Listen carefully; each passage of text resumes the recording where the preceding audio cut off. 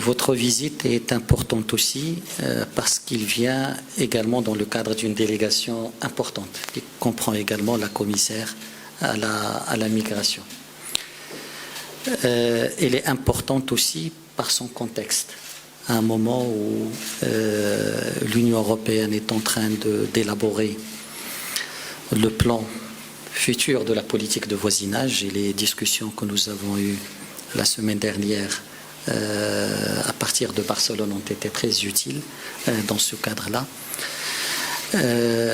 Et c'est pour moi l'occasion de réitérer notre appréciation pour votre démarche, pour votre approche qui est une approche de consultation, d'appropriation, de partage, qui permet aux pays du voisinage d'avoir leur contribution à l'élaboration de cette politique. Le timing également par rapport à notre partenariat bilatéral, où nous avons eu déjà une première visioconférence au début du mois de novembre avec 4 ou 5 ministres du gouvernement marocain pour examiner les axes de notre prochain plan de coopération bilatérale. Et je pense que ce contexte fait de cette visite une visite importante pour l'avenir de notre partenariat bilatéral. Nous avons aujourd'hui, bien sûr, discuté l'ossature de cette nouvelle politique de voisinage, réitéré notre appui à la démarche, à la philosophie et à l'objectif de cette politique. Réitérer également notre souhait que cette politique de voisinage ne soit pas uniquement perçue sous l'angle financier, mais également sous l'angle d'un partenariat réel, d'une meilleure appropriation, d'une meilleure implication des pays du voisinage dans l'élaboration des décisions qui ont un impact sur leur économie et sur leur développement et qui sont prises par l'UE dans le cadre de sa propre politique.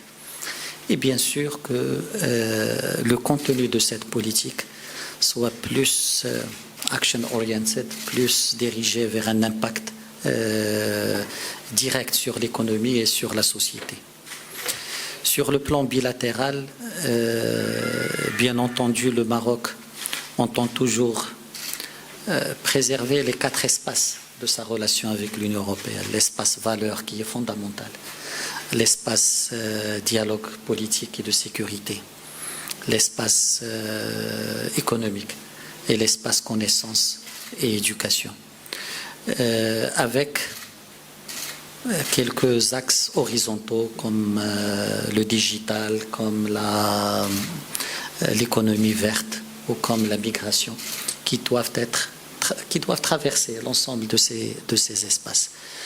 Le Maroc considère que cette structuration est toujours pertinente et qu'il faut maintenant l'alimenter par des projets concrets. Et les discussions que vous avez eues aujourd'hui avec le ministre des Finances et avec d'autres membres du gouvernement, je pense, vont nous permettre d'identifier les projets qui alimenteront ces 4 espaces.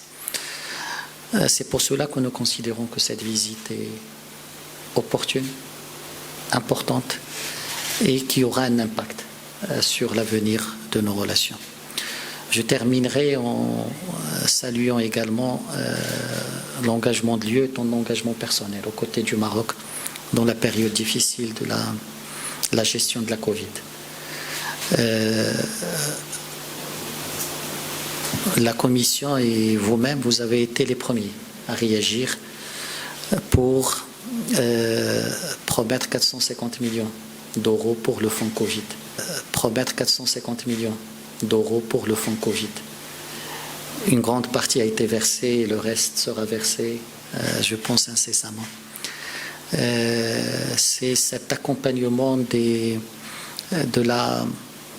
l'action entreprise par Sa Majesté le Roi, aussi bien pour gérer la période de la pandémie que pour le plan de relance qui donne et qui reflète la philosophie réelle de ce partenariat, des priorités tracées par le Maroc et un accompagnement rapide, efficace de la part de l'Union européenne pour la réalisation de ces objectifs. Et je pense que c'est l'attachement à cette philosophie qui permettra au nouveau plan de coopération bilatérale de réaliser tous les objectifs que nous voulons. Encore une fois, bienvenue. Je suis très heureux de